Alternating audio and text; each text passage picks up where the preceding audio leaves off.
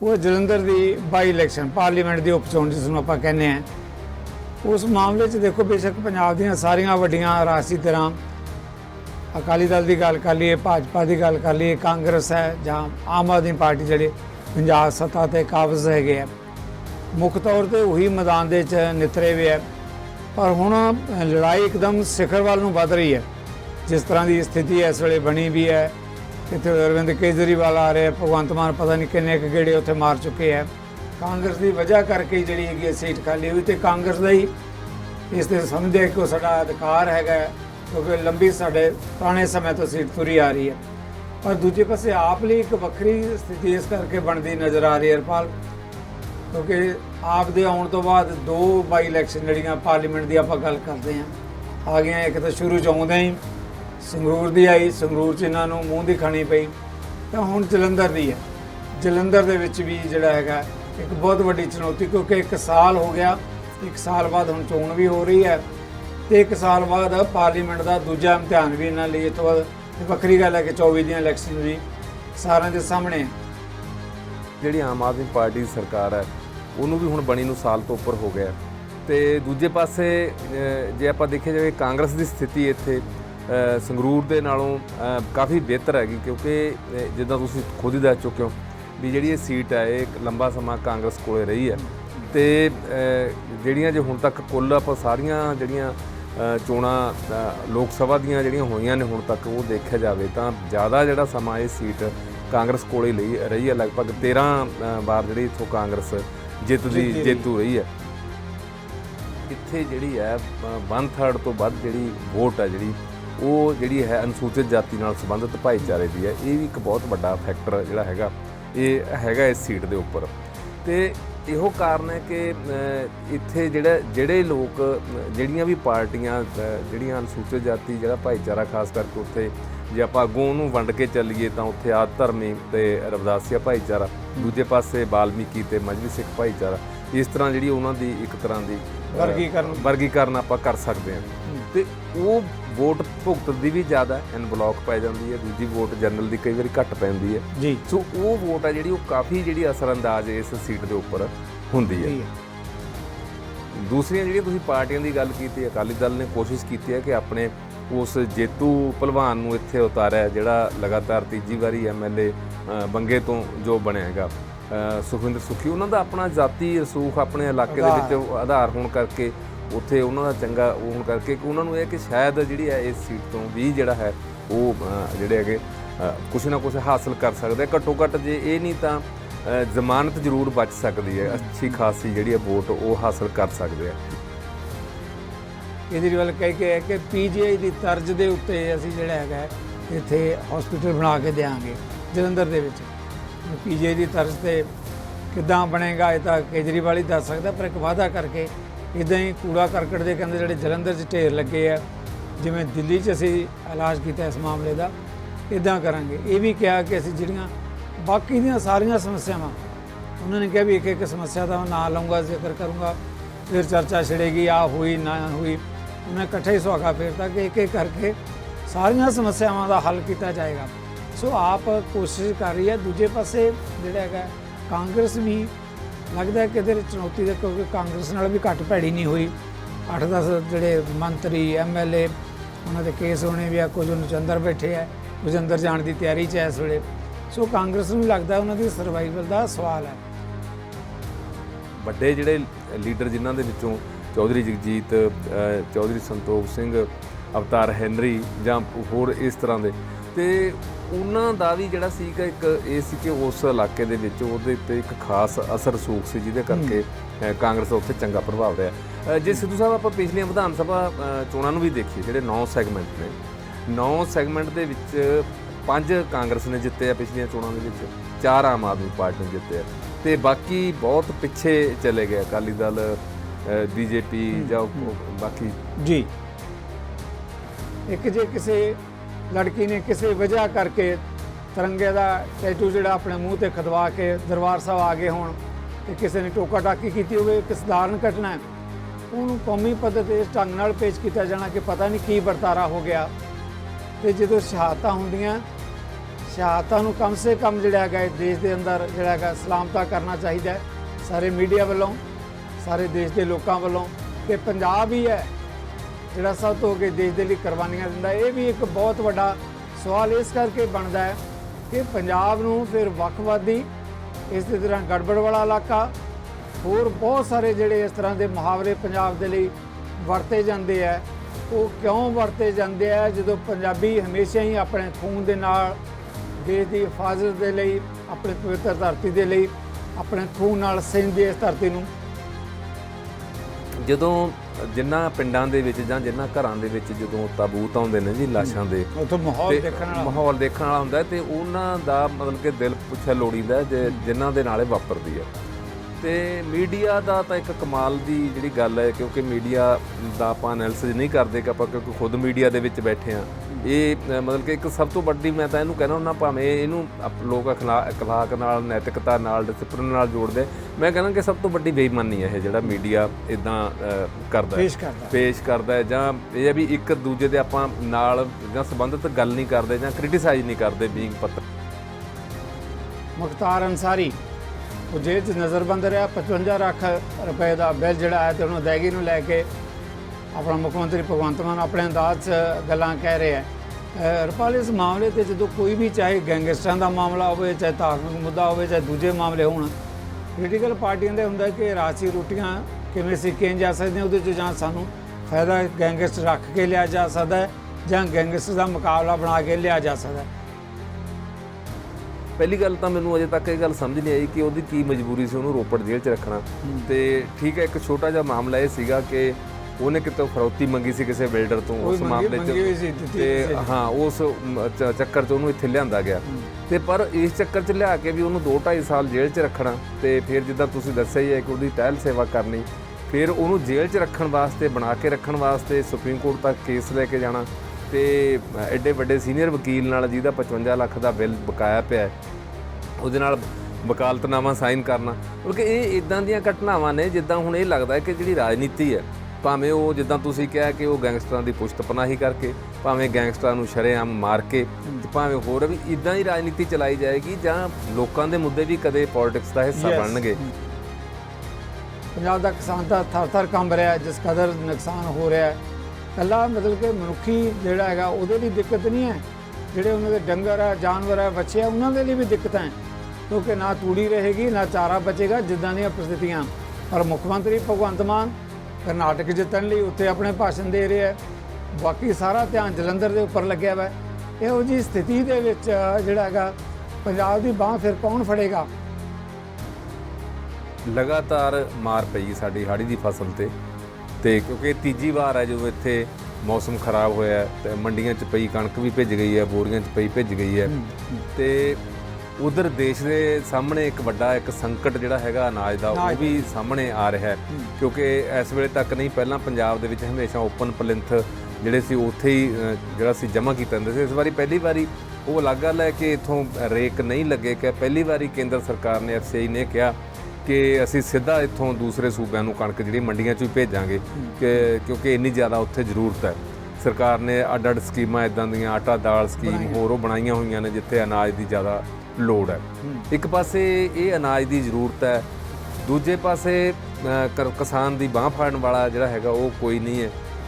ਮੈਂ ਕਹਿੰਦਾ ਕਿ ਸਿਰਫ ਇਹ ਨਹੀਂਗਾ ਕਿ ਹਾੜੀ ਦੀ ਫਸਲ ਬਰਬਾਦ ਹੋਈ ਹੈ, ਇਹਦਾ ਆਉਣ ਵਾਲੀ ਫਸਲ ਤੇ ਵੀ ਅਸਰ ਪੈਣਾ ਡੈਫੀਨਿਟਲੀ, ਕਿਉਂਕਿ ਹੁਣ ਤੱਕ ਖੇਤ ਵਿਹਲੇ ਨਹੀਂ ਹੋਏ, ਅਜੇ ਤੱਕ ਜਿਹੜੀਆਂ ਕਣਕਾਂ ਵਿਛੀਆਂ ਪਈਆਂ, ਦੁਬਾਰਾ ਫੇਰ ਝੱਖੜ ਆਉਣ ਨਾਲ ਜਾਂ ਹੋਰ ਹੈ ਜਿਹੜੀਆਂ ਥੋੜੀਆਂ ਮੋਟੀਆਂ ਸੀ, ਕਿਸਾਨਾਂ ਨੇ ਕੋਸ਼ਿਸ਼ ਕੀਤੀ ਦਾਤੀ ਨਾਲ ਵਾਢੀ ਕਰਨ ਦੀ ਜਾਂ ਹੋਰ ਹੈ, ਉਹ ਵੀ ਅਸਰ ਅੰਦਾਜ਼ ਹੋਈਆਂ ਨੇ ਇਹਦੇ ਨਾਲ।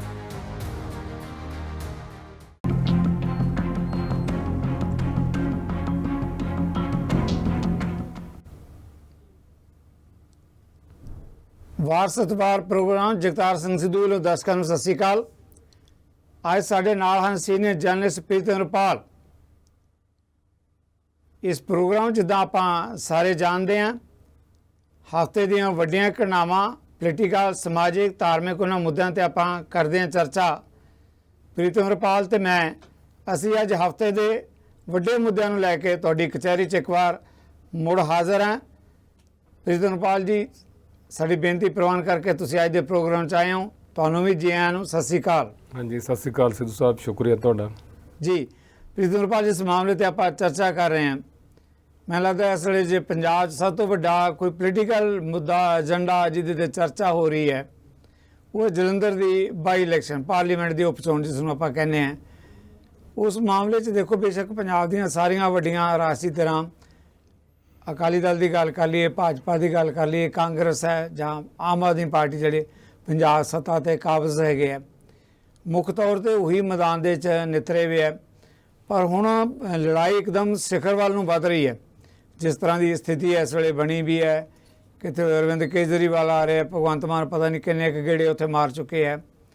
ਕਾਂਗਰਸ ਦੀ ਟੀਮ ਦੀ ਵੀ ਜਦੋਂ ਰੁਪਾਲ ਜੀ ਆਪਾਂ ਗੱਲ ਕਰਦੇ ਹਾਂ ਤਾਂ ਕਾਂਗਰਸ ਦੀ ਟੀਮ ਵੀ ਜੋ ਪੰਜਾਬ ਵਿਧਾਨ ਸਭਾ ਦੀਆਂ ਚੋਣਾਂ ਵੇਲੇ ਸਥਿਤੀ ਸੀ ਉਸ ਨਾਲ ਕੁਝ ਵੱਖਰਾ ਨਜ਼ਾਰਾ ਜ਼ਰੂਰ ਉੱਥੇ ਦੇਖਣ ਨੂੰ ਮਿਲ ਰਿਹਾ। ਹੁਣ ਉੱਥੇ ਨਵਜੋਤ ਸਿੱਧੂ ਵੀ ਹੈ ਉਸ ਟੀਮ ਦੇ ਵਿੱਚ, ਚਰਨਜੀਤ ਸਿੰਘ ਚੰਨੀ ਵੀ ਹੈ, ਰੰਧਾਵਾ ਵੀ ਹੈ, ਇਸੇ ਤਰੀਕੇ ਨਾਲ ਜਿਹੜਾ ਹੈਗਾ ਰਾਜਾ ਵੜਿੰਗ ਤੇ ਕੁਝ ਹੋਰ ਆਗੂ ਜਾਣੀ ਕੋਸ਼ਿਸ਼ ਕਰ ਰਹੇ ਹੈ ਕਿ ਇੱਕ ਸਾਂਝੇ ਤੌਰ ਤੇ ਇੱਕ ਯੂਨਾਈਟ ਹੋ ਕੇ ਜਿਹੜਾ ਫਾਈਟ ਦੇਣ ਦੀ। ਇਸ ਕਰਕੇ ਵੀ ਜ਼ਰੂਰੀ ਲੱਗਦਾ ਹੈ ਕਿਉਂਕਿ ਜਲੰਧਰ ਦੀ ਜਿਹੜੀ ਇਹ ਸੀਟ ਹੈਗੀ ਹੈ ਲੰਬੇ ਸਮੇਂ ਤੋਂ ਰੁਪਾਲ, ਜਿਵੇਂ ਆਪਾਂ ਸਾਰੇ ਜਾਣਦੇ ਹਾਂ, ਇਹ ਕਾਂਗਰਸ ਦੇ ਕਬਜ਼ੇ 'ਚ ਰਹੀ ਹੈ।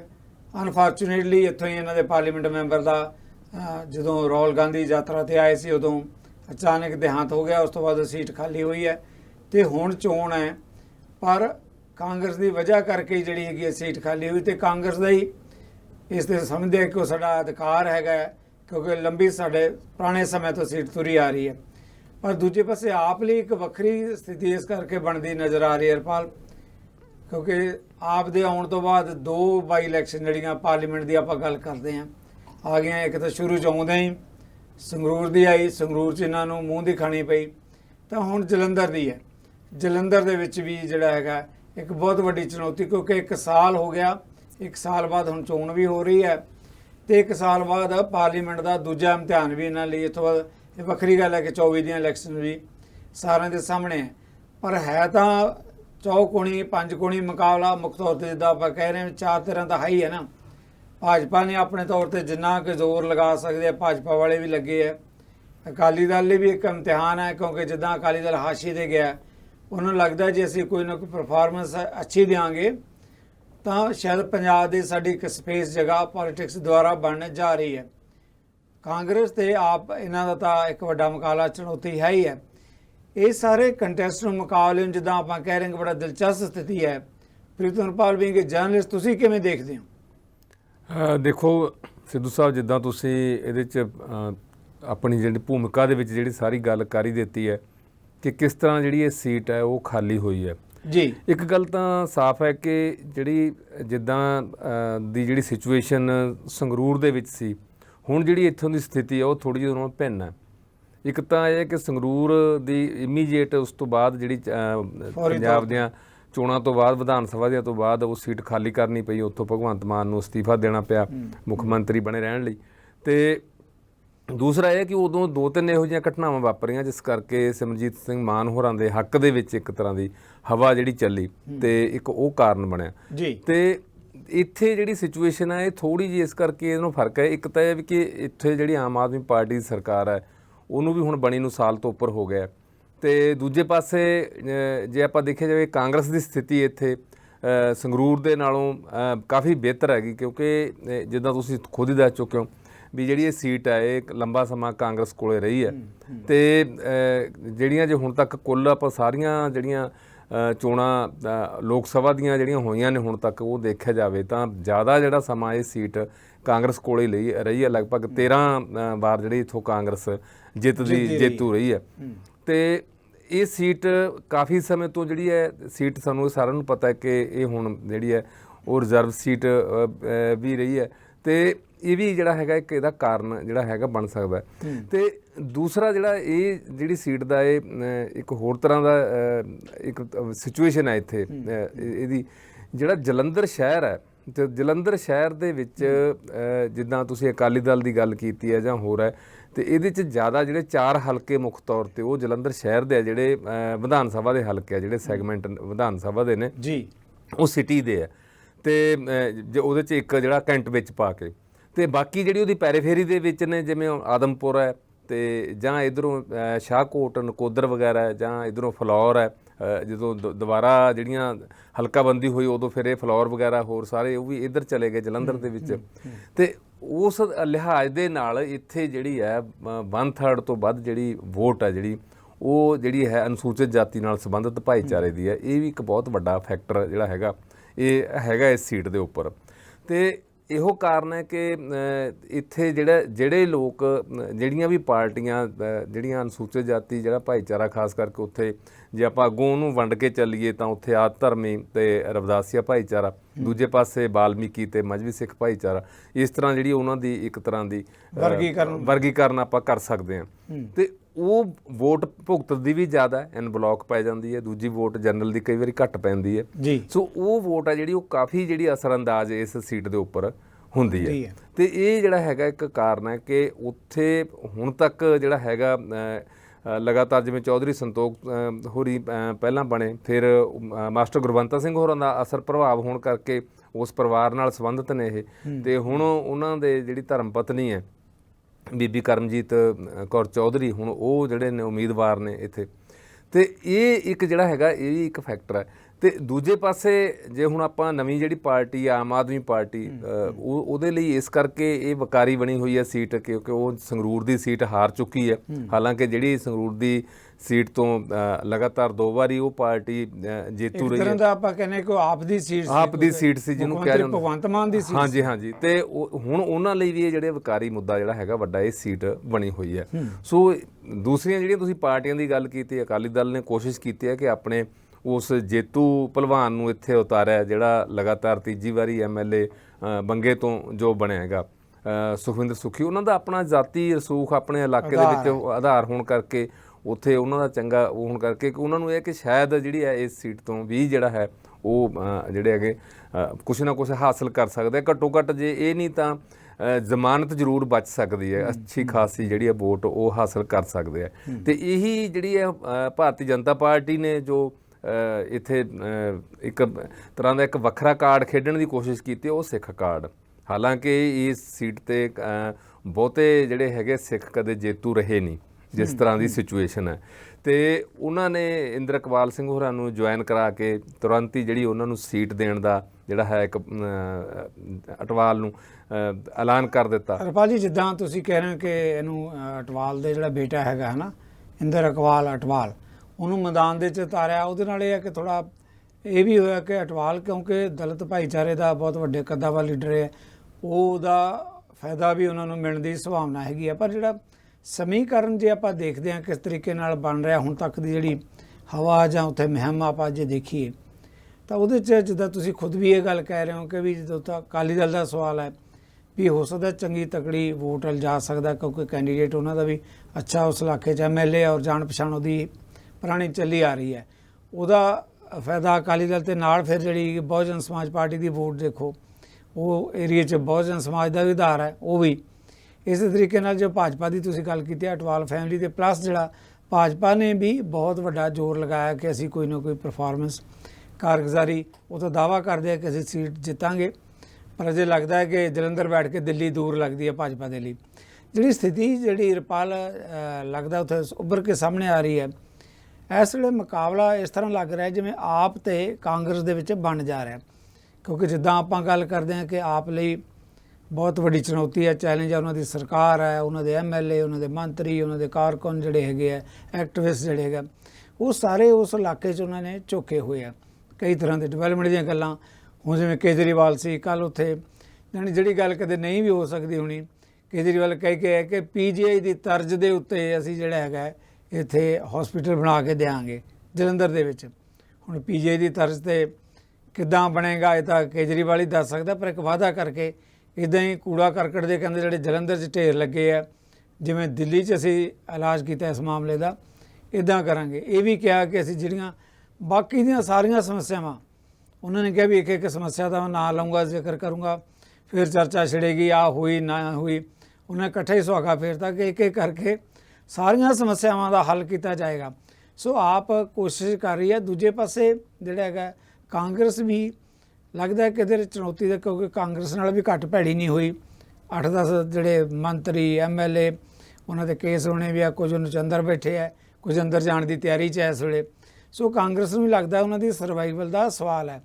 ਸੋ ਲੱਗਦਾ ਨਹੀਂ ਕਿ ਇਸ ਵੇਲੇ ਜਿਹੜੀ ਸਥਿਤੀ ਹੈਗੀ ਹੈ ਉਹ ਕਾਂਗਰਸ ਤੇ ਆਪ ਇਹਨਾਂ 'ਚ ਉੱਭਰ ਕੇ ਸਾਹਮਣੇ ਆ ਰਿਹਾ, ਜਾਣੀ ਹੌਲੀ ਹੌਲੀ ਜਿਹੜਾ ਮੁਕਾਬਲਾ ਦੋ ਪਹਿਲਵਾਨਾਂ 'ਚ ਬਣਦਾ ਨਜ਼ਰ ਆ ਰਿਹਾ। ਕਿਵੇਂ ਦੇਖਦੇ ਹੋ ਇਸ ਮੁੱਦੇ ਦੇ ਉੱਤੇ? ਨਹੀਂ ਦੇਖੋ, ਇਹ ਤੁਹਾਡੀ ਗੱਲ ਬਿਲਕੁਲ ਸਹੀ ਹੈ ਕਿ ਕਿਉਂਕਿ ਇਹ ਸੀਟ ਪਹਿਲਾਂ ਕਾਂਗਰਸ ਕੋਲ ਸੀਗੀ ਤੇ ਕਾਂਗਰਸ ਇਹ ਵੀ ਸਮਝਦੀ ਹੈ ਕਿ ਇਹ ਸੀਟ ਸਾਡੀ ਵੀ ਪੱਕੀ ਹੈ ਕਿਉਂਕਿ ਵੱਧ ਵਾਰ ਇੱਥੋਂ ਜਿੱਤੀ ਹੈ। ਦੂਜਾ ਉੱਥੇ ਕਿਉਂਕਿ ਕਾਂਗਰਸ ਦੇ ਜਿਹੜੇ ਪਹਿਲੇ ਵੱਡੇ ਜਿਹੜੇ ਲੀਡਰ ਜਿਨ੍ਹਾਂ ਦੇ ਵਿੱਚੋਂ ਚੌਧਰੀ ਜਗਜੀਤ, ਚੌਧਰੀ ਸੰਤੋਖ ਸਿੰਘ, ਅਵਤਾਰ ਹੈਨਰੀ ਜਾਂ ਹੋਰ ਇਸ ਤਰ੍ਹਾਂ ਦੇ, ਤੇ ਉਹਨਾਂ ਦਾ ਵੀ ਜਿਹੜਾ ਸੀਗਾ ਇੱਕ ਇਹ ਸੀ ਕਿ ਉਸ ਇਲਾਕੇ ਦੇ ਵਿੱਚ ਉਹਦੇ 'ਤੇ ਇੱਕ ਖਾਸ ਅਸਰ ਰਸੂਖ ਸੀ ਜਿਹਦੇ ਕਰਕੇ ਕਾਂਗਰਸ ਦਾ ਉੱਥੇ ਚੰਗਾ ਪ੍ਰਭਾਵ ਰਿਹਾ। ਜੇ ਸਿੱਧੂ ਸਾਹਿਬ ਆਪਾਂ ਪਿਛਲੀਆਂ ਵਿਧਾਨ ਸਭਾ ਚੋਣਾਂ ਨੂੰ ਵੀ ਦੇਖੀਏ, ਜਿਹੜੇ 9 ਸੈਗਮੈਂਟ ਨੇ, 9 ਸੈਗਮੈਂਟ ਦੇ ਵਿੱਚ 5 ਕਾਂਗਰਸ ਨੇ ਜਿੱਤੇ ਆ ਪਿਛਲੀਆਂ ਚੋਣਾਂ ਦੇ ਵਿੱਚ, 4 ਆਮ ਆਦਮੀ ਪਾਰਟੀ ਨੇ ਜਿੱਤੇ ਆ, ਤੇ ਬਾਕੀ ਬਹੁਤ ਪਿੱਛੇ ਚਲੇ ਗਏ ਅਕਾਲੀ ਦਲ, ਬੀਜੇਪੀ ਜਾਂ ਬਾਕੀ ਜੀ ਹੋਰ ਪਾਰਟੀਆਂ ਜਿਹੜੀਆਂ ਨੇ। ਤੇ ਹਾਲਾਂਕਿ ਅਕਾਲੀ ਦਲ ਦਾ ਬੀਐਸਪੀ ਨਾਲ ਸਮਝੌਤਾ ਤਾਂ ਉਸ ਵੇਲੇ ਵੀ ਸੀਗਾ ਜਿੱਦਾਂ ਤੁਸੀਂ ਗੱਲ ਕੀਤੀ ਹੈ ਕਿ ਉਹਨਾਂ ਨੂੰ ਬੀਐਸਪੀ ਤੋਂ ਕਾਫੀ ਸਪੋਰਟ ਮਿਲਣ ਦੀ ਉਮੀਦ ਹੈ। ਪਰ ਮੈਨੂੰ ਇਹ ਲੱਗਦਾ ਕਿ ਜਿਹੜੀਆਂ ਜਿਵੇਂ ਅਕਾਲੀ ਦਲ ਦਾ ਰਿਹਾ ਜਾਂ ਬੀਐਸਪੀ ਦਾ ਵੀ ਇਹ ਰਿਹਾ ਇੱਕ ਕਿ ਕਦੇ ਕਿਸੇ ਨਾਲ ਸਮਝੌਤਾ ਕਰ ਲਓ, ਕਦੇ ਕਿਸੇ ਨਾਲ ਕਰ ਲਓ, ਇੱਧਰੋਂ ਆਪਾਂ ਕਾਫੀ ਫਲੈਕਸੀਬਿਲਿਟੀ ਰੱਖਦੀ ਹੈ, ਫਲੈਕਸੀਬਿਲਿਟੀ ਵੀ ਰੱਖਦੀ ਹੈ ਤੇ ਮੌਕਾ ਪ੍ਰਸਤੀ ਵੀ ਰੱਖਦੀ ਹੈ। ਦੋਵੇਂ ਗੱਲਾਂ ਨੇ। ਚਲੋ ਤੁਸੀਂ ਪੋਜ਼ਿਟਿਵ ਇਹਨੂੰ ਤੁਸੀਂ ਫਲੈਕਸੀਬਿਲਿਟੀ ਕਹਿਤਾ। ਤੇ ਹੁਣ ਜੇ ਦੇਖਿਆ ਜਾਵੇ ਪਿਛਲੀ ਜਿਹੜੀ 2019 ਦੀ ਜਿਹੜੀ ਲੋਕ ਸਭਾ ਦੀ ਚੋਣ ਸੀ, ਉੱਥੋਂ ਬੀਐਸਪੀ ਨੇ ਇੰਡੀਪੈਂਡੈਂਟ ਚੋਣ ਲੜੀ ਸੀ ਤੇ ਬੀਐਸਪੀ ਦਾ ਉਮੀਦਵਾਰ ਉੱਥੋਂ ਕਾਫੀ ਵੋਟਾਂ ਲੈ ਗਿਆ ਸੀ, ਬਲਵਿੰਦਰ ਸਿੰਘ। ਸੋ ਉਹ ਹੁਣ ਕੀ ਉਨੀਆਂ ਵੋਟਾਂ ਬੀਐਸਪੀ ਅਕਾਲੀ ਦਲ ਦੇ ਉਮੀਦਵਾਰ ਨੂੰ ਉੱਥੋਂ ਦੇ ਪਾਊਗੀ?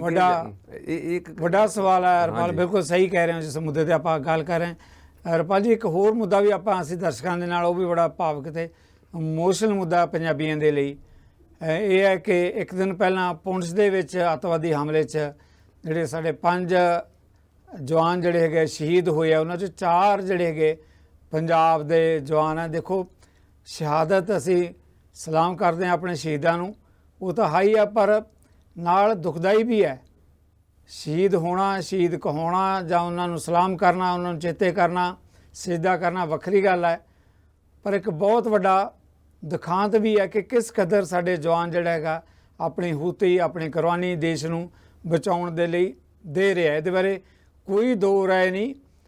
ਇਹ ਕੋਈ ਇੰਜ ਨਹੀਂ ਕਿ ਪੁੰਛ ਦੇ ਵਿੱਚ ਹੀ ਹੋਇਆ, ਇਸ ਤੋਂ ਪਹਿਲਾਂ ਵੀ ਅਜਿਹੀਆਂ ਕਈ ਘਟਨਾਵਾਂ ਵਾਪਰਦੀਆਂ ਰਹਿੰਦੀਆਂ ਜਦੋਂ ਪੰਜਾਬ ਵਾਲੇ ਸਭ ਤੋਂ ਅੱਗੇ ਹੋ ਕੇ ਆਪਣੀਆਂ ਕੁਰਬਾਨੀਆਂ ਦਿੰਦੇ ਆ, ਸ਼ਹਾਦਤਾਂ ਦਿੰਦੇ ਆ। ਇੱਕ ਸਵਾਲ ਇਸ ਮੁੱਦੇ 'ਤੇ ਅਸੀਂ ਆਪਣੇ ਜਿਹੜੇ ਸਾਡੇ ਨੈਸ਼ਨਲ ਲੈਵਲ ਦੇ ਮੀਡੀਆ, ਦੇਸ਼ ਜਿਹੜੇ ਵੱਖ-ਵੱਖ ਹਿੱਸਿਆਂ 'ਚ ਬੈਠੇ ਲੋਕ ਸਾਨੂੰ ਦੇਖ ਰਹੇ ਆ, ਦਰਸ਼ਕ ਸੁਣ ਰਹੇ ਆ, ਵੱਡਾ ਸਵਾਲ ਹੈ ਕਿ ਪੰਜਾਬ ਇੰਨੀਆਂ ਕੁਰਬਾਨੀਆਂ ਕਰਦਾ ਇਸ ਦੇਸ਼ ਦੇ ਲਈ। ਪੁੰਛ ਜਿੱਦਾਂ ਕਿਹਾ, ਉਹ ਜਿਹੜੇ ਸ਼ਹੀਦ ਹੈ ਉਹ ਕੋਈ ਬਠਿੰਡੇ ਦਾ, ਕੋਈ ਗੁਰਦਾਸਪੁਰ ਦਾ, ਲੁਧਿਆਣੇ ਦਾ, ਪੰਜਾਬ ਦੇ ਵੱਖ-ਵੱਖ ਜਿਹੜੇ ਹੈਗੇ ਆ ਜ਼ਿਲ੍ਹਿਆਂ ਦੇ ਜਿਨ੍ਹਾਂ ਨੇ ਸ਼ਹਾਦਤ ਦਿੱਤੀ ਹੈ। ਇਸ ਦੇ ਮੁਕਾਬਲੇ 'ਤੇ ਜਦੋਂ ਅਸੀਂ ਦੇਖਦੇ ਹਾਂ ਪੰਜਾਬ 'ਚ ਕੋਈ ਹੋਰ ਇੱਦਾਂ ਦੀ ਕੋਈ ਘਟਨਾ ਵਾਪਰ ਜਾਂਦੀ ਹੈ ਕਿਸੇ ਵਿਅਕਤੀਗਤ ਤੌਰ 'ਤੇ ਜਾਂ ਕਿਸੇ ਕੋਈ ਗਰੁੱਪ ਵੱਲੋਂ, ਤਾਂ ਪੰਜਾਬ ਦਾ ਇਮੇਜ ਇਸ ਤਰੀਕੇ ਨਾਲ ਪੇਸ਼ ਕੀਤਾ ਜਾਂਦਾ ਕਿ ਸ਼ਾਇਦ ਪੰਜਾਬ ਜਿਹੜਾ ਹੈਗਾ ਬਹੁਤ ਹੀ ਵੱਖਵਾਦੀ, ਦੇਸ਼ ਨਾਲ ਟੁੱਟਣ ਦੀ ਗੱਲ, ਗੜਬੜ, ਦੇਸ਼ ਵਿਰੋਧੀ ਗੱਲਾਂ, ਕਈ ਕੁਝ ਜਿਹੜਾ ਹੈਗਾ ਪੰਜਾਬ ਦੇ ਦੁਆਲੇ। ਔਰ ਨੈਸ਼ਨਲ ਮੀਡੀਆ ਦਾ ਇੱਕ ਹਿੱਸਾ ਇੱਦਾਂ ਪੰਜਾਬ 'ਤੇ ਆਪਣੀਆਂ ਜਿਹੜੀਆਂ ਜਿੱਦਾਂ ਇੱਕ ਤਰ੍ਹਾਂ ਦਾ ਹੁੰਦਾ ਕਿ ਤੁਸੀਂ ਗੋਲੇ ਦਾਗ ਦਿੰਦੇ ਆ, ਦਗ ਜਿਹੜਾ ਹੈਗਾ ਕਿ ਪੰਜਾਬ 'ਚ ਪਤਾ ਨਹੀਂ ਕੀ ਗੜਬੜ ਹੋ ਰਹੀ ਹੈ। ਜਦੋਂ ਸਾਡਾ ਪੰਜਾਬ ਦੇ ਜਵਾਨ ਇਸ ਤਰ੍ਹਾਂ ਸ਼ਹਾਦਤ ਦਿੰਦੇ ਆ, ਉਹਨਾਂ ਦੇ ਪਰਿਵਾਰਾਂ ਨੂੰ ਵੀ ਇਸ ਤਰ੍ਹਾਂ ਆ ਕੇ ਕਿਤੇ ਗਲ ਲਾ ਕੇ ਮਿਲਣਾ ਚਾਹੀਦਾ, ਜਿਹੜੇ ਦੇਸ਼ ਨੂੰ ਬਚਾਉਣ ਦੀ ਲੜਾਈ ਲੜਦੇ ਆ, ਸ਼ਹਾਦਤਾਂ ਦਿੰਦੇ ਆ, ਖੂਨ ਡੋਲਦੇ ਉਹਨਾਂ ਅਣਜਾਣੇ ਖੇਤਰਾਂ 'ਚ, ਉਹਨਾਂ ਜੰਗਲਾਂ 'ਚ ਜਿਨ੍ਹਾਂ ਦੇ ਉੱਤੇ ਨਾ ਵੱਡੇ ਵਡੇਰੇ, ਨਾ ਦਾਦੇ ਪੜਦਾਦੇ, ਨਾ ਕੋਈ ਅੱਗੇ ਭਵਿੱਖ 'ਚ ਕਿਸੇ ਨੇ ਜਾਣਾ ਜਾਂ ਨਹੀਂ ਜਾਣਾ, ਸਿਰਫ ਇਸ ਲਈ ਕਿ ਸਾਡੇ ਦੇਸ਼ ਦੀ ਪਵਿੱਤਰ ਧਰਤੀ ਦਾ ਇੱਕ ਟੁਕੜਾ, ਇੱਕ ਹਿੱਸਾ ਹੈ, ਉਸ ਨੂੰ ਬਚਾਉਣ ਲਈ ਸ਼ਹਾਦਤਾਂ ਦਿੰਦੇ ਆ। ਇਹਨਾਂ ਸ਼ਹਾਦਤਾਂ ਨੂੰ ਵੀ ਉਸ ਕਦਰ ਉਭਾਰਨ ਦੀ ਲੋੜ ਹੈ ਜਿਸ ਕਦਰ ਇੱਕ ਨਿੱਕੀ ਜਿਹੀ ਗੱਲ ਨੂੰ ਲੈ ਕੇ, ਇੱਕ ਜੇ ਕਿਸੇ ਲੜਕੀ ਨੇ ਕਿਸੇ ਵਜ੍ਹਾ ਕਰਕੇ ਤਿਰੰਗੇ ਦਾ ਟੈਟੂ ਜਿਹੜਾ ਆਪਣੇ ਮੂੰਹ 'ਤੇ ਖਦਵਾ ਕੇ ਦਰਬਾਰ ਸਾਹਿਬ ਆ ਗਏ ਹੋਣ ਅਤੇ ਕਿਸੇ ਨੇ ਟੋਕਾ ਟਾਕੀ ਕੀਤੀ ਹੋਵੇ, ਇੱਕ ਸਧਾਰਨ ਘਟਨਾ ਹੈ, ਉਹਨੂੰ ਕੌਮੀ ਪੱਧਰ 'ਤੇ ਇਸ ਢੰਗ ਨਾਲ ਪੇਸ਼ ਕੀਤਾ ਜਾਣਾ ਕਿ ਪਤਾ ਨਹੀਂ ਕੀ ਵਰਤਾਰਾ ਹੋ ਗਿਆ।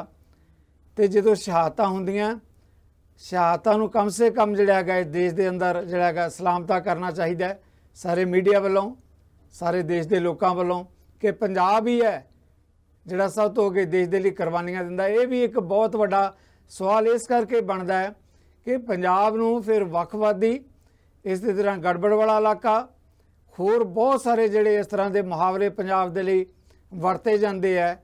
ਉਹ ਕਿਉਂ ਵਰਤੇ ਜਾਂਦੇ ਆ? ਜਦੋਂ ਪੰਜਾਬੀ ਹਮੇਸ਼ਾ ਹੀ ਆਪਣੇ ਖੂਨ ਦੇ ਨਾਲ ਦੇਸ਼ ਦੀ ਹਿਫਾਜ਼ਤ ਦੇ ਲਈ, ਆਪਣੀ ਪਵਿੱਤਰ ਧਰਤੀ ਦੇ ਲਈ ਆਪਣੇ ਖੂਨ ਨਾਲ ਸਿੰਜਦੇ ਇਸ ਧਰਤੀ ਨੂੰ। ਰਪਾਲ, ਬਹੁਤ ਭਾਵੁਕ ਮੁੱਦਾ ਹੈ ਪੰਜਾਬੀਆਂ ਦੇ, ਜਿਸ ਮੁੱਦੇ 'ਤੇ ਮੈਂ ਗੱਲ ਕਰ ਰਿਹਾ। ਤੁਸੀਂ ਕਿਵੇਂ ਦੇਖਦੇ ਹੋ? ਦੇਖੋ, ਪੰਜਾਬੀ ਜਦੋਂ ਹੁਣ ਆਪਾਂ ਪੁਣਛ ਦੀ ਗੱਲ ਕਰਦੇ ਹਾਂ, 4-5 ਜਵਾਨ ਸ਼ਹੀਦ ਹੋਏ, ਜਿਨ੍ਹਾਂ 'ਚੋਂ 4 ਪੰਜਾਬੀ। ਇਹ ਸ਼ਹਾਦਤ ਨੂੰ ਉਸ ਤਰੀਕੇ ਨਾਲ ਲਿਆ ਜਾਣਾ ਚਾਹੀਦਾ ਜੋ ਬਣਦਾ, ਜੋ ਉਹਨਾਂ ਦਾ ਹੱਕ ਬਣਦਾ ਹੈ।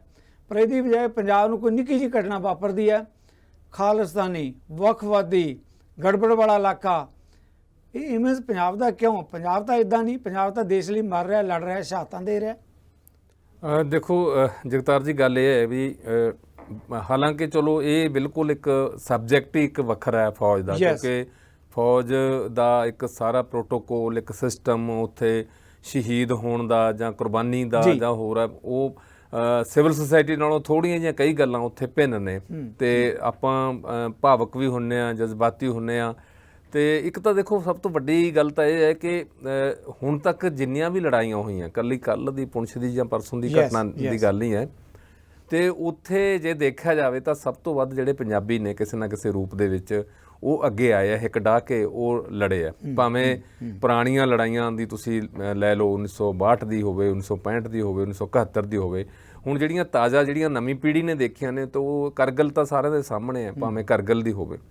ਤੇ ਉੱਥੇ ਪੰਜਾਬ ਦੀਆਂ ਰੈਜੀਮੈਂਟਾਂ ਜਾਂ ਦੂਸਰੀਆਂ ਜਦੋਂ ਹੁਣ ਰੈਜੀਮੈਂਟਾਂ ਇਕੱਠੀਆਂ ਵੀ ਕਰਤੀਆਂ, ਰਾਸ਼ਟਰੀ ਰਾਈਫਲ ਬਣਾਤੀ, ਅਸਾਮ ਰਾਈਫਲ ਬਣਾਤੀ, JNK ਰਾਈਫਲ ਬਣਾਤੀ, ਉਹਦੇ 'ਚ ਵੀ ਜਿਹੜੇ ਹੈਗੇ ਆ ਪੰਜਾਬੀ ਜਵਾਨ, ਸਿੱਖ ਜਵਾਨ, ਉਹੀ ਜਿਹੜੇ ਹੈਗੇ ਉਹਨਾਂ 'ਤੇ ਭਰਤੀ ਹੋ ਕੇ ਉੱਥੇ ਉਹ ਤਾਇਨਾਤ ਨੇ ਸਰਹੱਦਾਂ ਦੇ ਵਿੱਚ। ਤੇ ਪਿੱਛੇ ਜੇ ਗਲਵਾਨ ਦੀ ਘਾਟੀ ਦੇ ਵਿੱਚ ਜੋ ਚੀਨ ਦੇ ਨਾਲ ਜੋ ਆਪਸੀ ਹੱਥੋਂ ਪਾਈ ਹੋਈ, ਉਹਦੇ ਵਿੱਚ ਵੀ ਪੰਜਾਬ ਦੇ ਸਭ ਤੋਂ ਵੱਧ ਜਵਾਨ ਮਾਰੇ ਗਏ। ਤੇ ਹੁਣ ਜਿਹੜੇ ਹੈਗੇ ਆ ਪੁੰਛ ਦੇ ਉੱਤੇ ਜਿੱਥੇ ਘਾਤ ਲਾ ਕੇ ਜਿਹੜਾ ਹੈਗਾ ਦਹਿਸ਼ਤਗਰਦਾਂ ਨੇ ਹਮਲਾ ਕੀਤਾ, ਇਹਦੇ 'ਚ ਵੀ 4 ਜਵਾਨ ਜਿਹੜੇ ਆ ਪੰਜਾਬ ਦੇ ਮਾਰੇ ਗਏ। ਦੇਖੋ, ਜਦੋਂ ਜਿਨ੍ਹਾਂ ਪਿੰਡਾਂ ਦੇ ਵਿੱਚ ਜਾਂ ਜਿਨ੍ਹਾਂ ਘਰਾਂ ਦੇ ਵਿੱਚ ਜਦੋਂ ਤਾਬੂਤ ਆਉਂਦੇ ਨੇ ਜੀ ਲਾਸ਼ਾਂ ਦੇ, ਉੱਥੇ ਮਾਹੌਲ ਦੇਖਣ ਵਾਲਾ ਹੁੰਦਾ, ਤੇ ਉਹਨਾਂ ਦਾ ਮਤਲਬ ਕਿ ਦਿਲ ਪੁੱਛਿਆ ਲੋੜੀਂਦਾ ਜਿਨ੍ਹਾਂ ਦੇ ਨਾਲੇ ਵਾਪਰਦੀ ਹੈ। ਤੇ ਮੀਡੀਆ ਦਾ ਤਾਂ ਇੱਕ ਕਮਾਲ ਦੀ ਜਿਹੜੀ ਗੱਲ ਹੈ, ਕਿਉਂਕਿ ਮੀਡੀਆ ਦਾ ਆਪਾਂ ਐਨਾਲਿਸਿਸ ਨਹੀਂ ਕਰਦੇ ਕਿ ਆਪਾਂ, ਕਿਉਂਕਿ ਖੁਦ ਮੀਡੀਆ ਦੇ ਵਿੱਚ ਬੈਠੇ ਹਾਂ। ਇਹ ਮਤਲਬ ਕਿ ਇੱਕ ਸਭ ਤੋਂ ਵੱਡੀ, ਮੈਂ ਤਾਂ ਇਹਨੂੰ ਕਹਿਣਾ ਹੁੰਦਾ, ਭਾਵੇਂ ਇਹਨੂੰ ਲੋਕ ਅਖਲਾਕ ਨਾਲ, ਨੈਤਿਕਤਾ ਨਾਲ, ਡਿਸਪਲਿਨ ਨਾਲ ਜੋੜਦੇ, ਮੈਂ ਕਹਿੰਦਾ ਕਿ ਸਭ ਤੋਂ ਵੱਡੀ ਬੇਈਮਾਨੀ ਹੈ ਇਹ ਜਿਹੜਾ ਮੀਡੀਆ ਇੱਦਾਂ ਪੇਸ਼ ਕਰਦਾ ਹੈ। ਜਾਂ ਇਹ ਹੈ ਵੀ ਇੱਕ ਦੂਜੇ ਦੇ ਆਪਾਂ ਨਾਲ ਜਾਂ ਸੰਬੰਧਿਤ ਗੱਲ ਨਹੀਂ ਕਰਦੇ ਜਾਂ ਕ੍ਰਿਟੀਸਾਈਜ਼ ਨਹੀਂ ਕਰਦੇ ਬੀਇੰਗ ਪੱਤਰਕਾਰ। ਦੇਖੋ, ਤੁਸੀਂ 2-3 ਘਟਨਾਵਾਂ ਦਾ ਜ਼ਿਕਰ ਵੀ ਕੀਤਾ ਕਿ ਕਿੱਦਾਂ ਪਿੱਛੇ ਕਿਹਾ ਅਜਨਾਲੇ ਦੀ ਘਟਨਾ ਹੋਈ, ਉਹਨੂੰ ਕਿੱਡਾ ਵੱਡਾ ਬਣਾ ਕੇ ਪੇਸ਼ ਕੀਤਾ। ਆ ਟੈਟੂ ਵਾਲੀ ਘਟਨਾ ਕੁਛ ਵੀ ਨਹੀਂ ਸੀ, ਉਹ ਬਿਲਕੁਲ ਇੱਕ ਸੇਵਾਦਾਰ ਦੇ ਪੱਧਰ ਦੀ ਗੱਲ, ਉਹਨੂੰ ਕਿੱਡਾ ਵੱਡਾ ਬਣਾ ਕੇ ਪੇਸ਼ ਕੀਤਾ। ਤੇ ਮਤਲਬ ਕਿ ਉਹ ਇਹ ਲੱਭਦੇ ਹੈ ਕਿ ਸਾਨੂੰ ਦੇਸ਼ ਦੇ ਵਿੱਚ ਅਸੀਂ ਸੌਦਾ ਕਿਵੇਂ ਵੇਚਣਾ।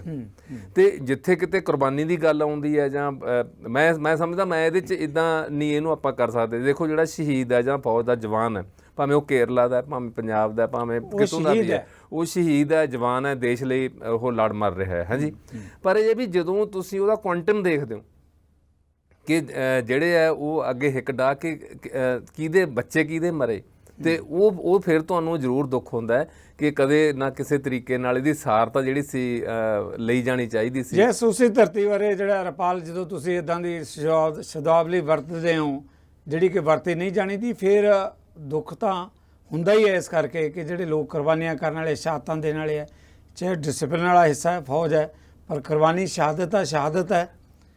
ਉਸ ਮੁੱਦੇ ਨਾਲ ਸਾਹਿਬ, ਸਾਡੇ ਮੀਡੀਆ ਨੂੰ ਜਿਸ ਕਿਸਮ ਦੀ ਖੁੱਲ੍ਹ ਦਿੱਤੀ ਗਈ ਹੈ ਨਾ, ਮੈਨੂੰ ਇਹ ਗੱਲ ਕਈ ਵਾਰੀ ਮੈਨੂੰ ਖੁਦ ਨੂੰ ਆਪ ਨੂੰ ਸ਼ਰਮ ਆਉਂਦੀ ਹੁੰਦੀ ਹੈ ਕਿ ਅਸੀਂ ਮੀਡੀਆ ਕਰਮੀ ਹਾਂ।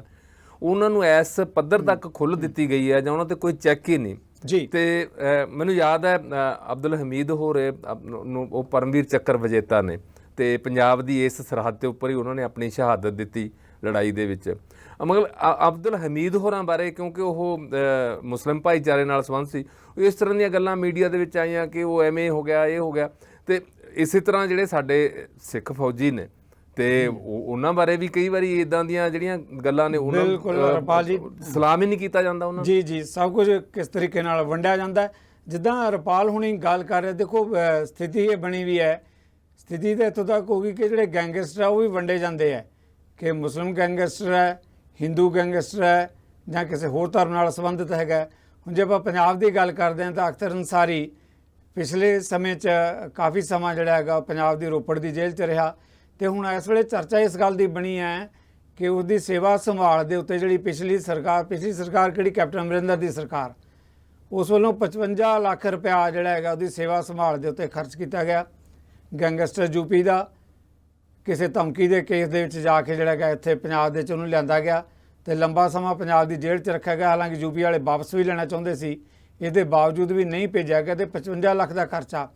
ਹੁਣ ਮੁੱਖ ਮੰਤਰੀ ਭਗਵੰਤ ਮਾਨ ਕਹਿ ਰਿਹਾ ਕਿ ਮੈਂ ਤਾਂ ਨਹੀਂ 55 ਲੱਖ ਦੇਣਾ, 55 ਲੱਖ ਦੇਣ ਜਾਂ ਨਾ ਦੇਣ, ਪਰ ਸਵਾਲ ਇਸ ਗੱਲ ਦਾ ਹੈ ਕਿ ਸਰਕਾਰਾਂ ਦੀ ਰਿਸਪੌਂਸਿਬਿਲਟੀ, ਉਸ ਸਮੇਂ ਉੱਥੇ ਦਾ ਕੋਈ ਗ੍ਰਹਿ ਵਿਭਾਗ ਵੀ ਹੋਏਗਾ, ਗ੍ਰਹਿ ਮੰਤਰੀ ਵੀ ਹੋਏਗਾ, ਸਕੱਤਰ ਵੀ ਹੋਣਗੇ, ਮੁੱਖ ਮੰਤਰੀ ਕੈਪਟਨ ਅਮਰਿੰਦਰ ਵੀ ਹੋਏਗਾ।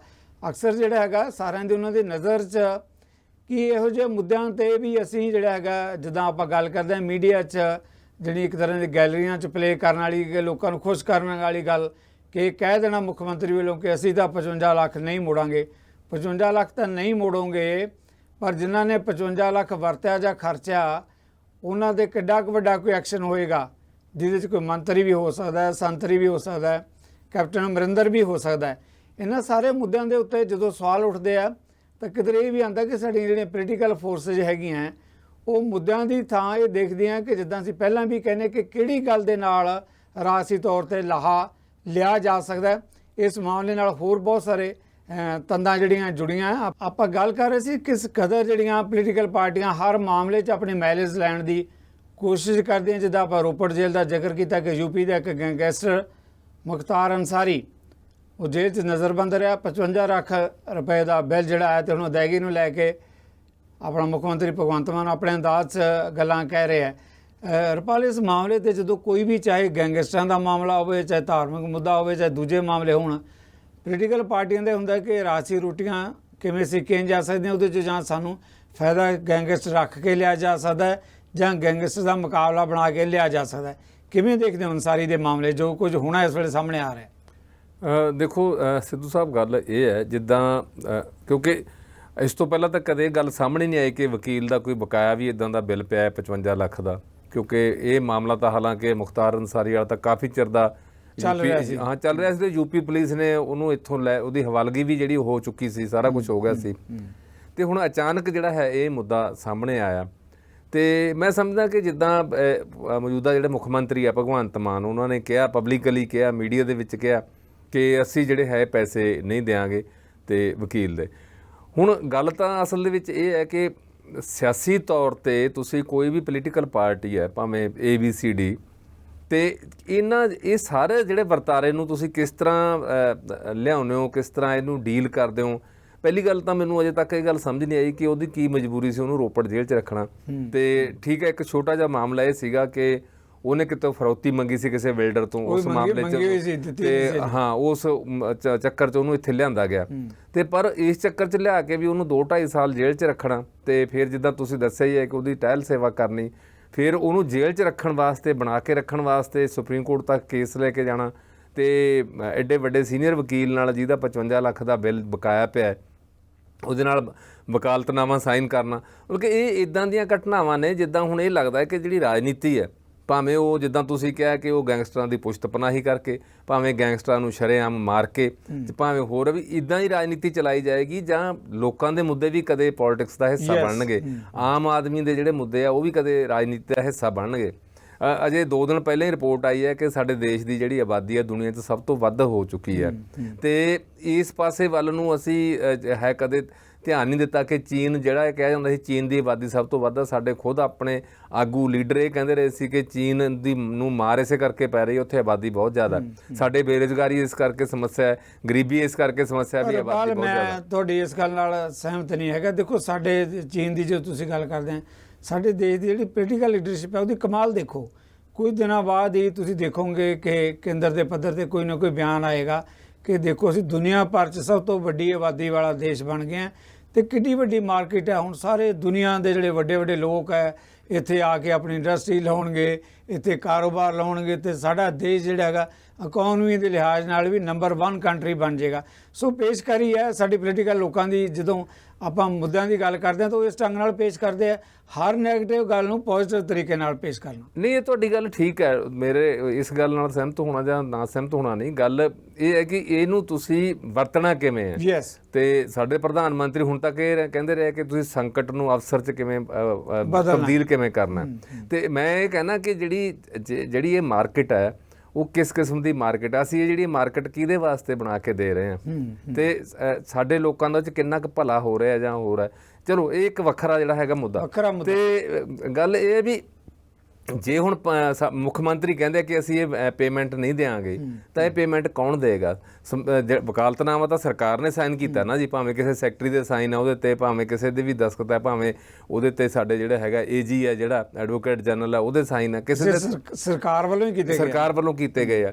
ਤੇ ਹੁਣ ਕੀ ਸਿਰਫ ਇਹਨੂੰ ਪੋਲੀਟੀਕਲ ਮੁੱਦਾ ਬਣਾ ਕੇ ਰੱਖਿਆ ਜਾਏਗਾ? ਹਰਪਾਲ, ਵੱਡੀ ਗੱਲ ਤੁਸੀਂ ਕਰ ਰਹੇ ਹੋ। ਜਦੋਂ ਆਪਾਂ ਮੁੱਦਿਆਂ ਦੀ ਗੱਲ ਕਰਦੇ ਹਾਂ ਅਸੀਂ ਦਰਸ਼ਕਾਂ ਦੇ ਵੀ ਧਿਆਨ 'ਚ ਲਿਆਉਣਾ ਚਾਹੁੰਦੇ ਹਾਂ। ਜੋ ਪ੍ਰੀਤਮ ਰਪਾਲ ਹੁਣੀ ਗੱਲ ਕਹਿ ਰਿਹਾ, ਪੋਲੀਟੀਕਲ ਧਿਰਾਂ ਰਾਜਸੀ ਧਿਰਾਂ ਜਿਹੜੀਆਂ ਹੈਗੀਆਂ ਕਿਸ ਕਦਰ ਜਿਹੜੀਆਂ ਹੈਗੀਆਂ ਹਰ ਮੁੱਦੇ ਨੂੰ ਜਿਹੜਾ ਆਪਣੇ ਲਈ ਕਿਸ ਤਰ੍ਹਾਂ ਕੈਸ਼ ਕਰਦੀਆਂ, ਔਰ ਉਸੇ ਐਂਗਲ ਤੋਂ ਜਾਣੀ ਇੱਕ ਲੋਕਾਂ 'ਚ ਇਹ ਗੱਲ ਵੱਡੀ ਪੱਧਰ 'ਤੇ ਲੱਗਦਾ ਕਿ 55 ਲੱਖ ਰੁਪਇਆ ਬਹੁਤ ਵੱਡਾ ਪੰਜਾਬ ਲੁੱਟਿਆ ਗਿਆ, ਦੇਖੋ ਜੀ ਬਿੱਲ ਜਿਹੜੇ ਹੈਗੇ ਅਸੀਂ ਨਹੀਂ ਦੇਣੇ।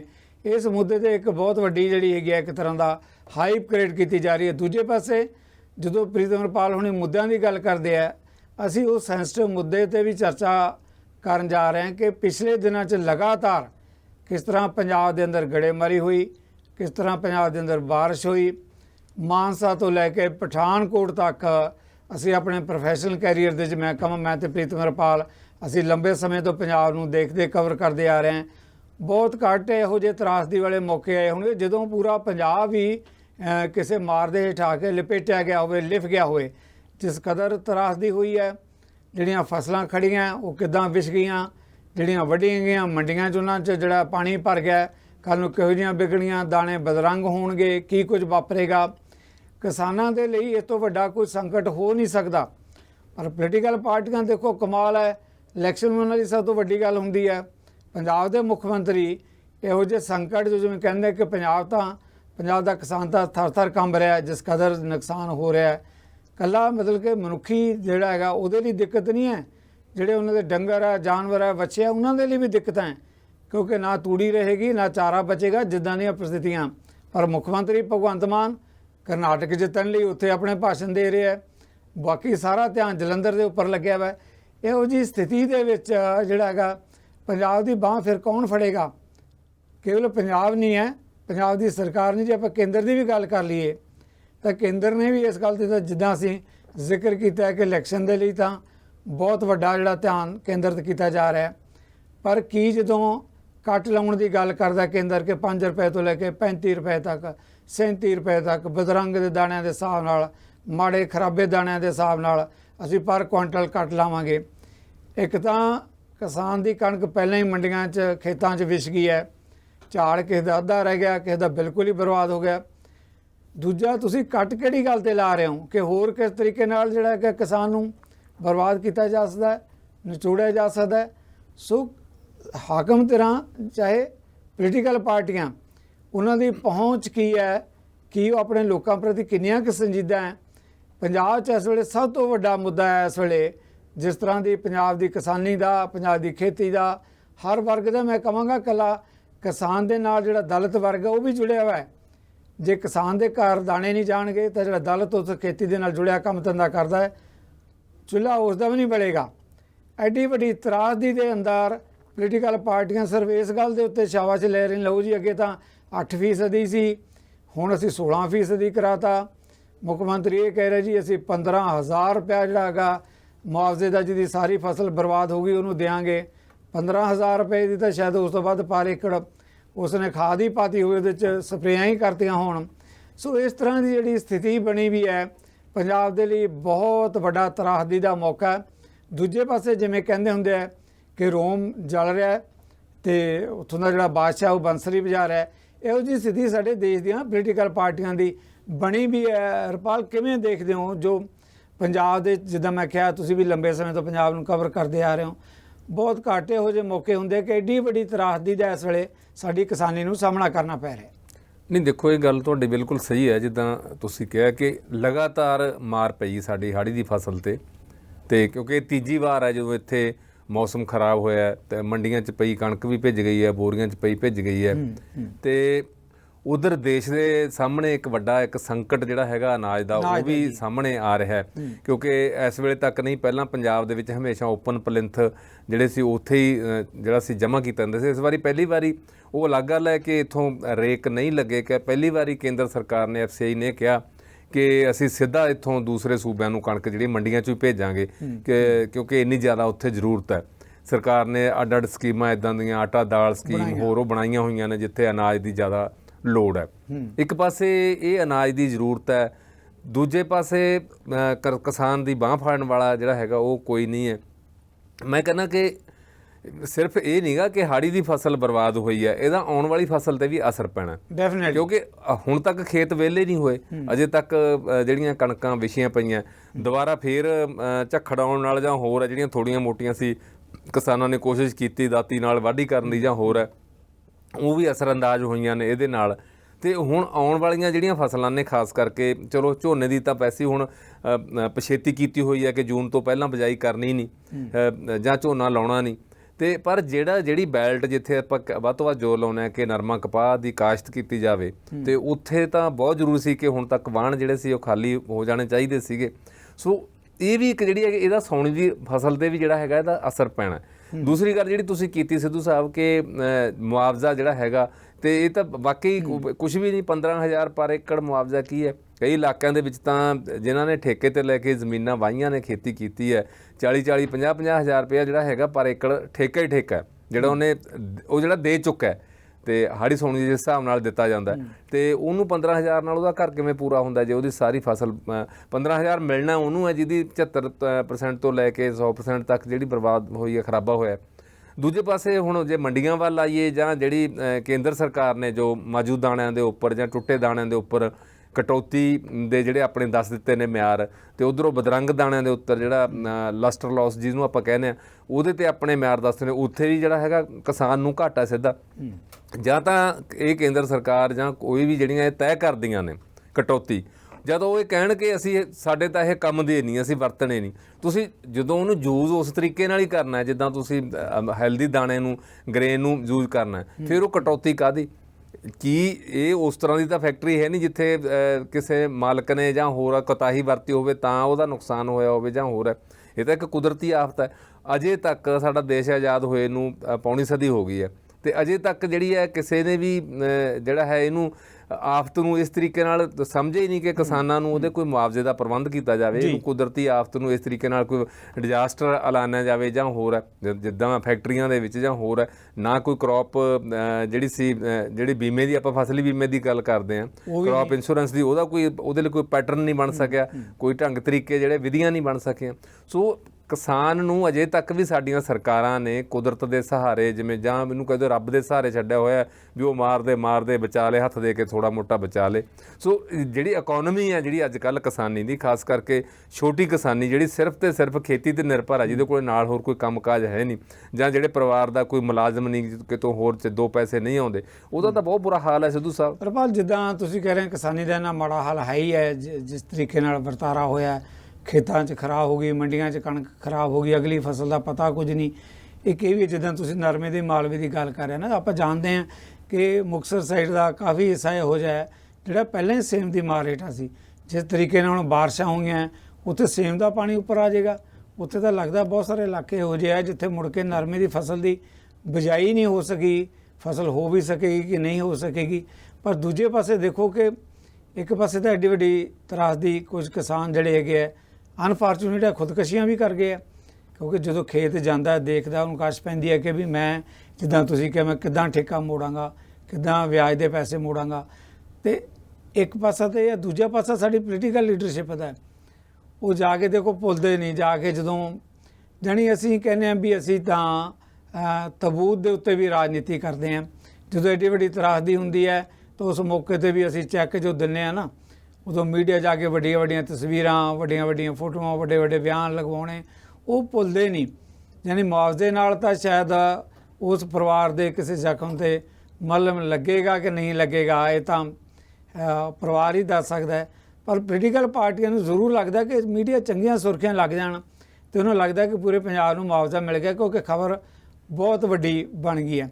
ਇਸ ਤਰ੍ਹਾਂ ਜਦੋਂ ਆਪਾਂ ਖਬਰਾਂ ਦੇ ਮੁੱਦੇ ਤੇ ਗੱਲ ਕਰਦੇ ਹਾਂ ਪੋਲੀਟੀਕਲ ਐਂਗਲ ਤੋਂ, ਰਪਾਲ ਇੱਕ ਹੋਰ ਪੰਜਾਬ ਦਾ ਵੱਡਾ ਮਾਮਲਾ ਆਪਾਂ ਜ਼ਰੂਰ ਮੈਂ ਚਾਹਾਂਗਾ ਉਹ ਵੀ ਸ਼ੇਅਰ ਕਰੀਏ, ਅਸੀਂ ਆਪਣੇ ਦਰਸ਼ਕਾਂ ਦੇ ਨਾਲ ਵੀ ਇਸ ਮੁੱਦੇ ਨੂੰ ਸ਼ੇਅਰ ਕਰਦੇ ਹਾਂ।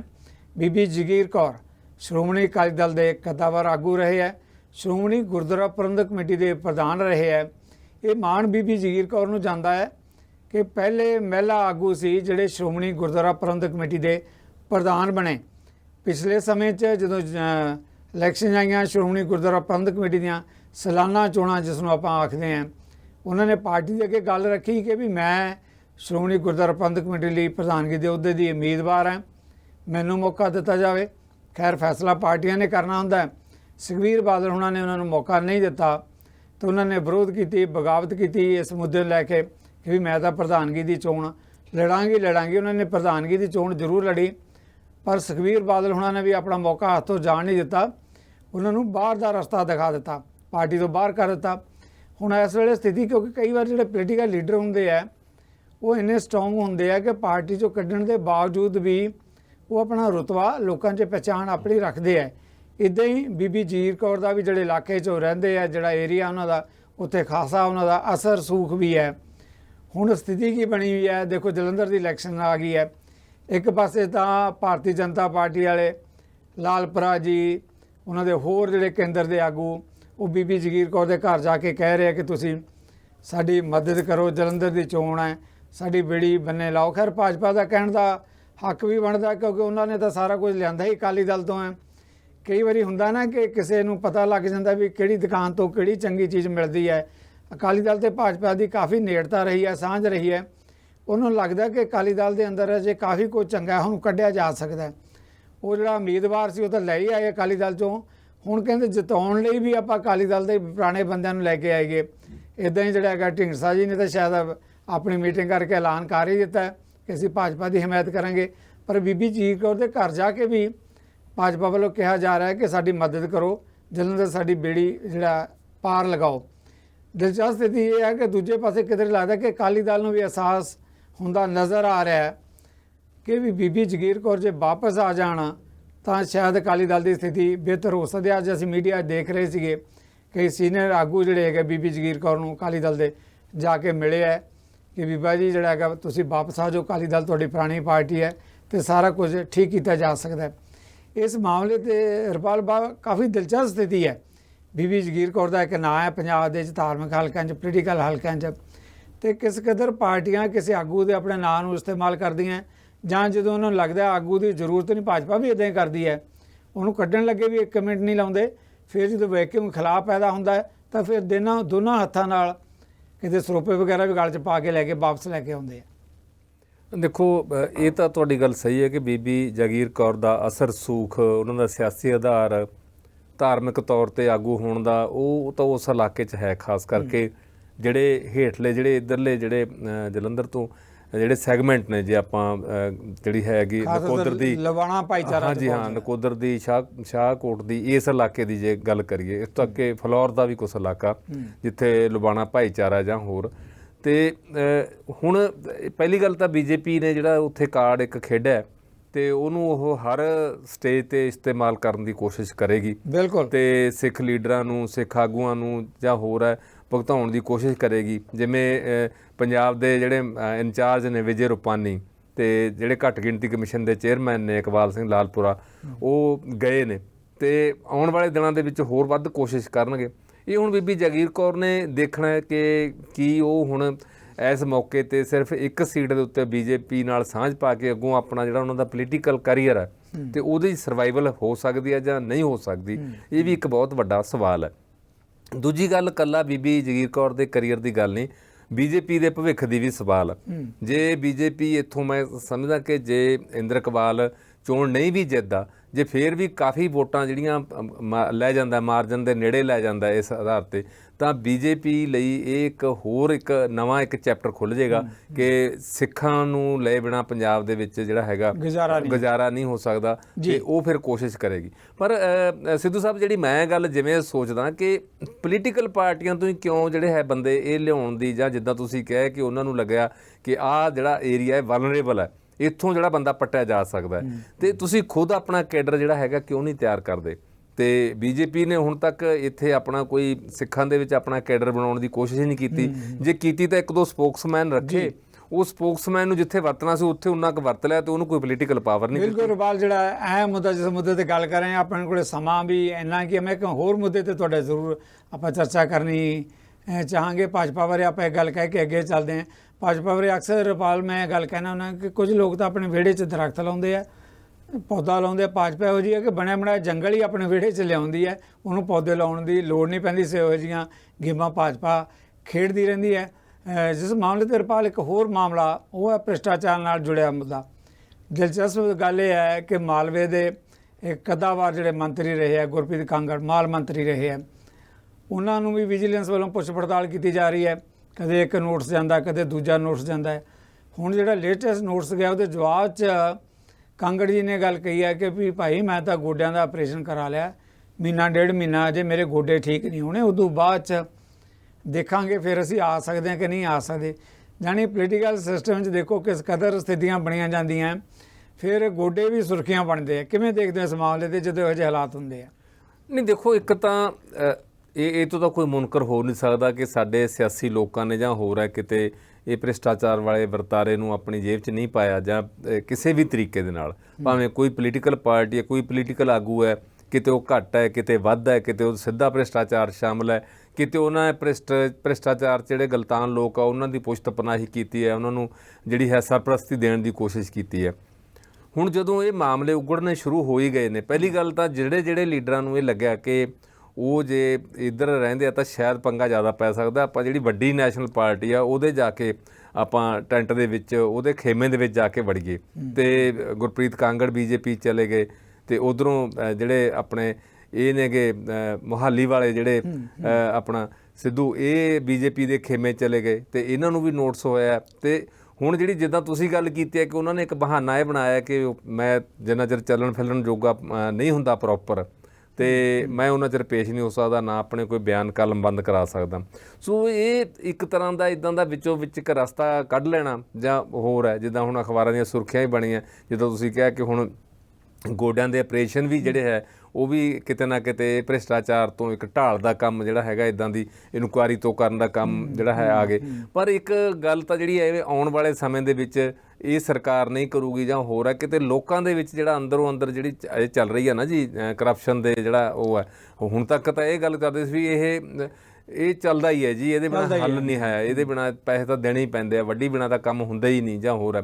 ਹੁਣ ਕਿਤੇ ਨਾ ਕਿਤੇ ਲੋਕ ਇਹ ਸੋਚਣਾ ਸ਼ੁਰੂ ਕਰ ਦਿੱਤਾ ਲੋਕਾਂ ਨੇ, ਖਾਸ ਕਰਕੇ ਜਦੋਂ ਕਿਸਾਨ ਅੰਦੋਲਨ ਆਇਆ ਜਾਂ ਹੋਰ ਹੈ, ਤੇ ਜਾਂ ਇਹ ਪਾਰਟੀ ਇਸੇ ਮੁੱਦੇ ਨੂੰ ਲੈ ਕੇ ਜਿਹੜੀ ਸੱਤਾ ਦੇ ਵਿੱਚ ਆਈ, ਇਹ ਪਾਰਟੀ ਆਪਣੇ 5 ਸਾਲਾਂ 'ਚ ਕੁਛ ਕਰਦੀ ਹੈ ਜਾਂ ਨਹੀਂ ਕਰਦੀ, ਇਹ ਮੁੱਦਾ ਜ਼ਰੂਰ ਬਿਲਕੁਲ, ਪਰ ਇਹ ਮੁੱਦਾ ਹੋਰ ਤਰੀਕੇ ਦੇ ਨਾਲ ਲੋਕਾਂ 'ਚ ਚਲਾ ਗਿਆ। ਆਪਾਂ ਨੂੰ ਸਮਾਂ ਇਜਾਜ਼ਤ ਨਹੀਂ ਦੇ ਰਿਹਾ। ਤੁਸੀਂ ਜਿਸ ਮੁੱਦੇ ਦੀ ਪਾਰਟੀ ਦੀ ਗੱਲ ਕਰਦੇ ਹੋ, ਭਗਵੰਤ ਮਾਨ ਨੇ ਟਿੱਪਣੀ ਕੀਤੀ ਇਸ ਮੁੱਦੇ ਤੇ, ਕਹਿੰਦਾ ਬੇਸ਼ੱਕ ਦੂਜੀਆਂ ਪਾਰਟੀਆਂ ਦੇ ਫੜੇ ਜਾ ਰਹੇ, ਪਰ ਕਹਿੰਦਾ ਸੋਚਣਗੇ ਸਾਡੇ ਵਾਲੇ ਵੀ ਕੱਲ੍ਹ ਨੂੰ ਜੇ ਸੱਤਾ ਤੋਂ ਕਿਤੇ ਪਾਸੇ ਹੋ ਗਏ ਤਾਂ ਸਾਡੇ ਨਾਲ ਵੀ ਇੱਦਾਂ ਹੀ ਹੋਏਗੀ। ਸੋ ਜਿਸ ਮੁੱਦੇ 'ਤੇ ਆਪਾਂ ਚਰਚਾ ਕਰ ਰਹੇ ਹਾਂ, ਦੇਖੋ ਕਈ ਵਾਰੀ ਸਿਸਟਮ ਇਹੋ ਜਿਹਾ ਹੁੰਦਾ ਮੌਕਾ ਕਿ ਅਸੀਂ ਕਹਿੰਦੇ ਕਿ ਇਨਸਾਨ ਦੇ ਗੋਡੇ ਠੀਕ ਹੋਣੇ ਚਾਹੀਦੇ ਆ, ਤੁਰਨ ਦੇ ਦੌੜਨ ਦੇ ਕੰਮ ਆਉਂਦੇ ਆ। ਕਈ ਵਾਰੀ ਭ੍ਰਿਸ਼ਟਾਚਾਰ ਦੇ ਮਾਮਲਿਆਂ ਦੇ ਵਿੱਚ ਵੀ ਕਿਸ ਤਰ੍ਹਾਂ ਗੋਡੇ ਢਾਲ ਬਣ ਸਕਦੇ ਆ, ਇਹ ਨਵੀਂ ਕਾਢ ਹੈ ਜਿਹੜੀ ਹੈਗੀ ਹੈ। ਇਹਨਾਂ ਸਾਰੇ ਮੁੱਦਿਆਂ 'ਤੇ ਚਰਚਾ 'ਚ ਰੁਪਾਲ ਜੀ ਤੁਸੀਂ ਆਏ ਹੋ, ਆਪਾਂ ਮਹਿਮਾਨਾਂ ਦੇ ਅੱਗੇ ਆਪਾਂ ਉਹਨਾਂ ਦੀ ਕਚਹਿਰੀ 'ਚ ਸਾਰੇ ਮੁੱਦਿਆਂ ਨੂੰ ਚਰਚਾ 'ਚ ਲੈ ਕੇ ਆਂਦਾ ਹੈ। ਤੁਹਾਡਾ ਵੀ ਬਹੁਤ ਬਹੁਤ ਧੰਨਵਾਦ। ਇਸ ਦੇ ਨਾਲ ਹੀ ਅਸੀਂ ਮਹਿਮਾਨਾਂ ਕੋਲੋਂ ਵੀ ਲਵਾਂਗੇ ਇਜਾਜ਼ਤ। ਅਗਲੇ ਹਫ਼ਤੇ ਆਪਾਂ ਫੇਰ ਕਰਾਂਗੇ ਮੁਲਾਕਾਤ। ਸਾਡੇ ਦੋਵਾਂ ਵੱਲੋਂ ਸਤਿ ਸ੍ਰੀ ਅਕਾਲ।